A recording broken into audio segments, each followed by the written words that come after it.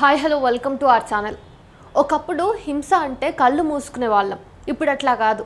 అందరూ కలిసి ఒకరిని కొడితే ఆ ఒక్కడు భయంతో చేతులెత్తి మొక్కుతూ ఉంటే చూస్తున్న వాళ్ళ ఉన్మాదం అంతకంతకు పెరిగిపోతోంది.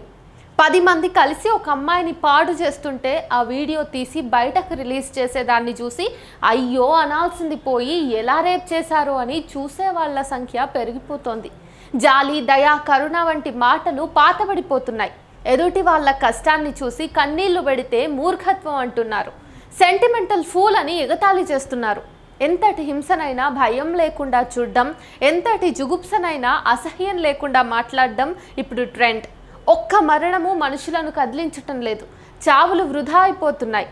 ఇంత గందరగోళంగా ఉన్న సమాజానికి ఒక సున్నితమైన టచ్ ఇవ్వాలనుకున్నాడు రచయిత వేంపల్లె షరీఫ్ తన చారల పిల్లి అనే పుస్తకం ద్వారా. ఇప్పుడు అత్యంత ఆవశ్యకమైన కథల పుస్తకంగా నాకు అనిపిస్తుంది ఇది. పెద్ద కులపోడు హింస చేస్తే అది వాడి నైజం అని కొట్టేస్తాం. అదే కింది కులపోడు తిరిగి కొడితే కండగౌరవం అంటాం. హింస ఎవరు చేసినా హింసే కదా.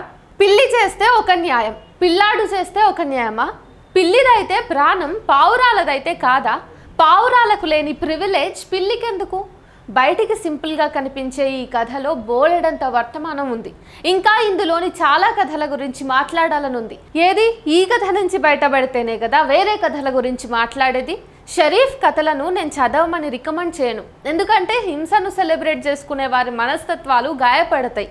చావండి. ఇలాంటి పుస్తకాలు చదవకుండా ఎవ్వరి చావు వాళ్ళు చావండి. Thank you Sharif bro. ఇట్లాంటి పుస్తకాలు మీరు ఇంకా రాసి ఇలాంటి కథలు మా మొహాన కొడుతూ ఉండండి.